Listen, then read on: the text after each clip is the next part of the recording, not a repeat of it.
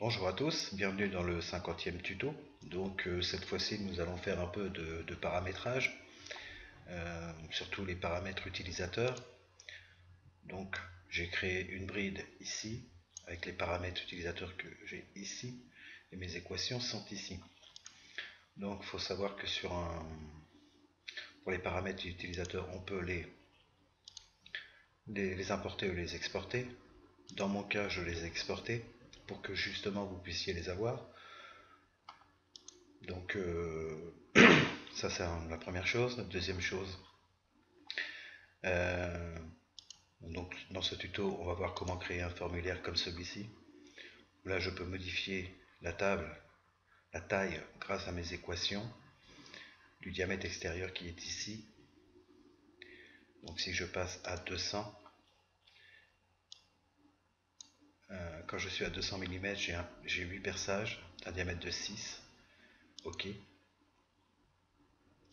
Quand je suis à 300, j'ai 12 perçages d'un diamètre de 8. Ok. Et la profondeur de l'alésage qui est ici change selon le choix de mon diamètre. Il était à 6, il est à 6 mm pour 100 et à 15 mm pour 500. Donc pour le tube c'est pareil, on peut faire varier. Donc voilà, le but de ce tuto c'est essayer de faire ça. Donc pour ça il y a deux formules. Modifier la formule, la première formule qu'on va faire après et la deuxième formule qui est ici pour l'alésage qu'on verra après aussi. Donc aussi je mettrai un lien dans la vidéo pour un fichier WinRAR où dedans il y aura les petits docs pour une petite explication rapide et le fichier XML qui est ici, la bride paramètres. Donc les docs tuto c'est pour expliquer un peu l'exercice. J'ai mis les paramètres utilisateurs et la vue des paramètres utilisateurs sur la bride pour bien qu'on comprenne de quoi on parle, ainsi que la première règle et la deuxième règle est de placer votre fichier dans votre dossier projet, le fichier XML. Donc on va faire tout ça. Donc j'ai créé une nouvelle pièce où là je n'ai aucun paramètre. Donc je vais aller les importer. Je vais aller dans gérer, paramètres, importer depuis XML. Là je retrouve mon dossier où j'ai téléchargé le petit dossier. Dedans il y a le fichier XML. Donc je le sélectionne, ouvrir. Et là quand je retourne dans mes paramètres, je me retrouve avec tous mes paramètres utilisateurs que j'avais dans ma pièce qui était ici, la bride 3. Là je suis dans la bride, toute simple. Donc j'ai mes paramètres utilisateurs, je peux modifier le diamètre, toujours. Donc là j'ai rien fait de plus que de télécharger les paramètres. Donc pour comprendre un peu les paramètres, je vous conseille de regarder un petit peu le petit fichier qui est dans le dossier pour essayer de comprendre les équations surtout. Bon, c'est pas très compliqué, c'est vraiment du basique. Donc maintenant on va se tâcher de faire les règles. Non, on va déjà faire le dessin, pardonnez-moi, ça sera mieux. Donc maintenant je vais faire le dessin. Donc modèle 3D, moi j'ai mis les paramètres ici, si vous ne l'avez pas, vous sélectionnez ici, et ici vous pouvez valider les paramètres. Donc on va commencer l'esquisse. C'est parti, donc là je vais tracer les deux cercles.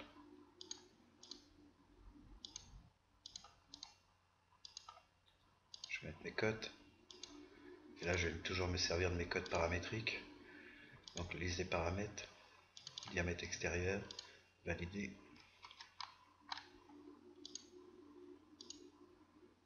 Liste des paramètres, Et ça, c'est le diamètre intérieur. Valider. Terminer l'esquisse. Extrusion de cette face-là. Les paramètres. Là, c'est l'épaisseur de la bride. Ok. Donc maintenant, on va faire l'alésage. Nouvelle esquisse. Cercle. Ok. Cote.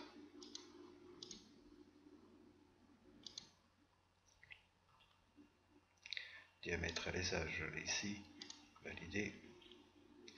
Je vais projeter la géométrie du diamètre intérieur. Terminer. Extrusion de cette face-là de l'autre côté. Liste des paramètres, profondeur de l'alésage. Ok. Donc maintenant, quand on est arrivé ici, il faut que je crée 3 fonctions perçage en les masquant les unes après les autres pour pouvoir les construire. Donc je vais commencer par la première, nouvelle esquisse. Je vais tracer un cercle. Ce que je cherche, c'est le réseau, le cercle de réseau pour mon perçage, pour mon réseau circulaire surtout, avant tout. Donc là, la cote, paramètres, et là c'est le réseau perçage. Ok, valider. Donc normalement on se retrouve entre le diamètre de l'alésage et le diamètre extérieur au milieu. Donc maintenant je peux placer mon point. Ok, utiliser le réseau circulaire. Donc je désigne mon point, mon axe. Donc là c'est 6 pour 100. Je vais commencer par le diamètre 100. Donc c'est 6 perçages. Ok. Terminer l'esquisse. Perçage. Et là, pour le diamètre 100, c'est 3 mm. Donc ok. À travers tout. Ok. Donc là, je vais masquer cette fonction. Et je vais recommencer 3 fois de suite.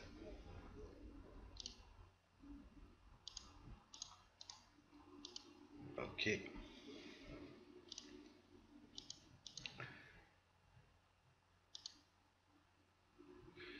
Donc c'est réseau perçage.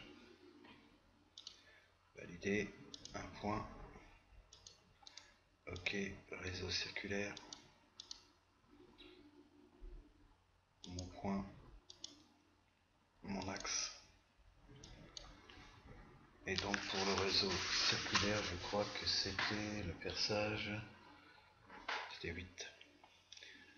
8. Ok. Terminé. Perçage. Ah. C'était 6 mm. Ok. Je vais masquer cette fonction. Donc je continue une dernière fois. Une nouvelle esquisse. C'est vrai que ça paraît un peu long. Mais je suis obligé. Ok. Cote. Ok. Réseau perçage. Ok. Point. Ok. Le réseau circulaire. Ce point là. Cet axe. Et là, c'est 12. Ok. Terminé. Perçage. Là, c'est 8 mm. Ok. Donc là, j'ai tous mes perçages. Donc je les ai masqués parce que si on les démasque, bon, je peux le faire. Hein. Je vais faire annuler le masquage et normalement là, je vais peut-être avoir un défaut. Non, même pas. J'enregistre. Non, bah ça va, toutefois, ça me met des défauts. Bon, là, ils sont tous ouverts. Là, on voit que ça donne pas grand-chose.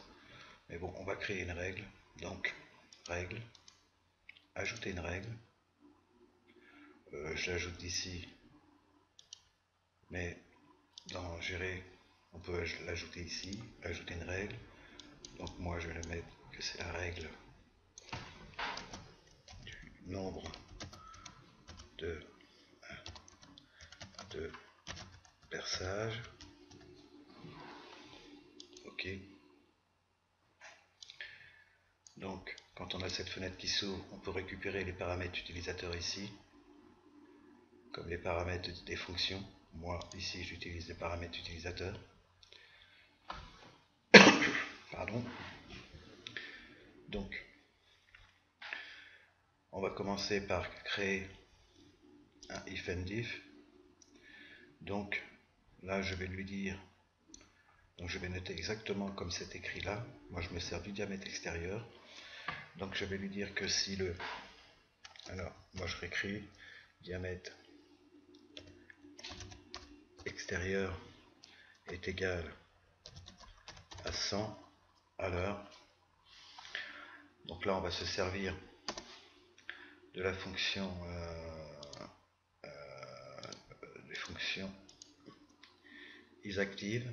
Donc on clique 2 fois dessus. Là on nous demande d'inscrire la fonction.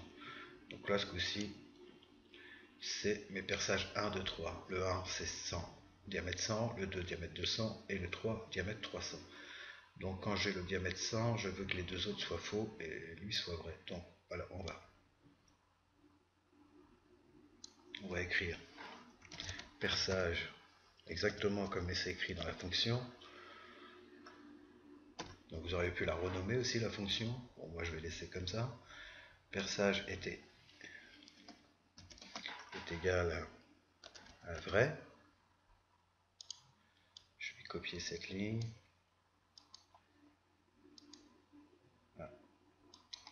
Voilà. Voilà. Pas d'affolement. Je vais copier cette ligne. Copier. Coller. Et coller. Donc, pas oublier de renommer le nom de la fonction et lui dire que celle-ci, il faut qu'elle soit fausse et celle-ci aussi.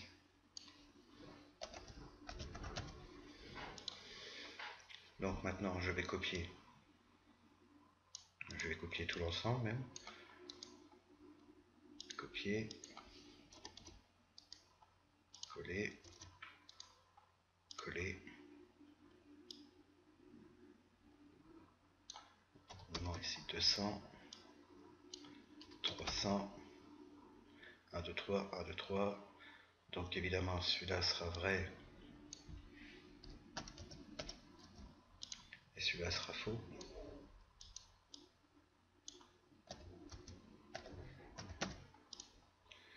Et là c'est celui-ci qui sera vrai et celui-là qui sera faux.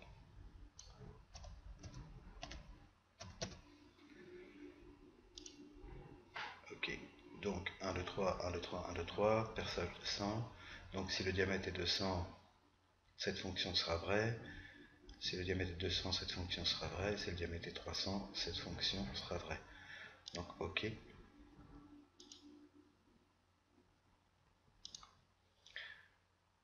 Donc voyons ce que ça donne. Non, on va continuer plutôt le dessin. Il y a encore un petit truc à faire. C'est la longueur du tube. Donc là, nouvelle esquisse. Je trace mon cercle. Je donne une cote. Donc les paramètres. Et ça, c'est le diamètre extérieur du tube. Valider. On va projeter le diamètre intérieur.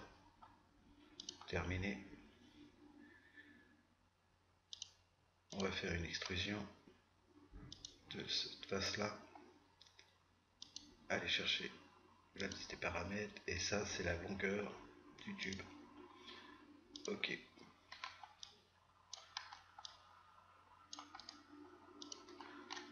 Donc maintenant, on va aller créer un formulaire. Donc, ajouter un formulaire. Donc, on a le formulaire ici. Donc moi, je vais mettre les tailles qui m'intéressent. Donc, il suffit juste de les faire glisser. Donc, celle-ci, la longueur du tube. L'épaisseur de la brune, on peut le mettre aussi. Et la profondeur de l'alésage, ce que je vais faire modifier selon le diamètre extérieur. Donc voilà, ok. Donc je vais ouvrir le formulaire, passer à 100. Donc j'ai bien mes 6 perçages. Je pense qu'ils sont d'un diamètre de 3, oui. On va passer à 300 directement. Donc là j'en ai bien 12. Hein. Et à vue d'œil, c'est bien du diamètre de 8. Ok. Et on va voir la taille, longueur du tube, 500. Ok. 1500, forcément, ça marche. Par contre, on voit bien que la profondeur de l'alésage est différente. Il ne change pas plutôt. Donc, on va recréer la dernière règle. Donc, je retourne dans Règles. Créer une nouvelle règle. Ajouter une règle. Donc là, c'est la règle profondeur alésage. Alésage. Ok. Donc dans cette règle, je vais encore utiliser le if and then and if. Donc je vais aller chercher les paramètres. Donc ce qu'on peut faire aussi, c'est sélectionner en bleu My Expression, aller cliquer sur le diamètre extérieur, capturer l'état actuel. Donc moi je vais mettre ce qui m'intéresse et enlever ce qui m'intéresse pas. Donc ça je vais pas le mettre. Là, je vais mettre 100. Je vais tout ranger.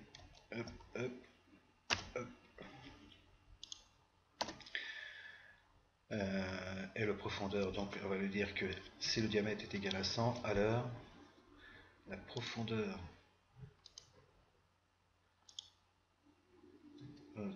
du alésage est égal à 6. Ça, ok.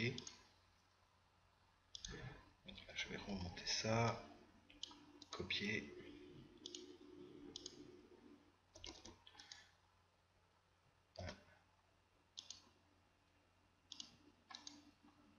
Coller. Coller. Donc là, il ne faut pas oublier de changer les valeurs quand même. 208. 300.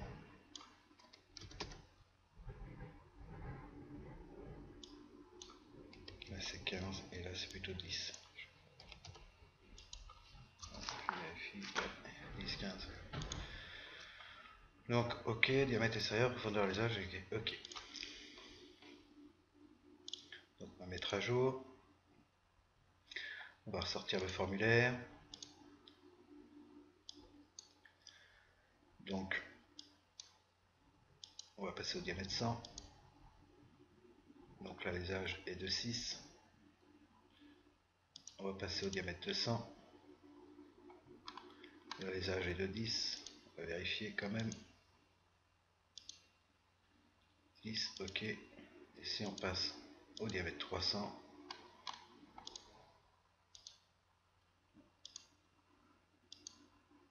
et de 15. Ok. Donc voilà, j'espère avoir pu vous aider ou au moins vous éclaircir sur le paramétrage. Je vous souhaite donc bon courage, à la prochaine et bye bye.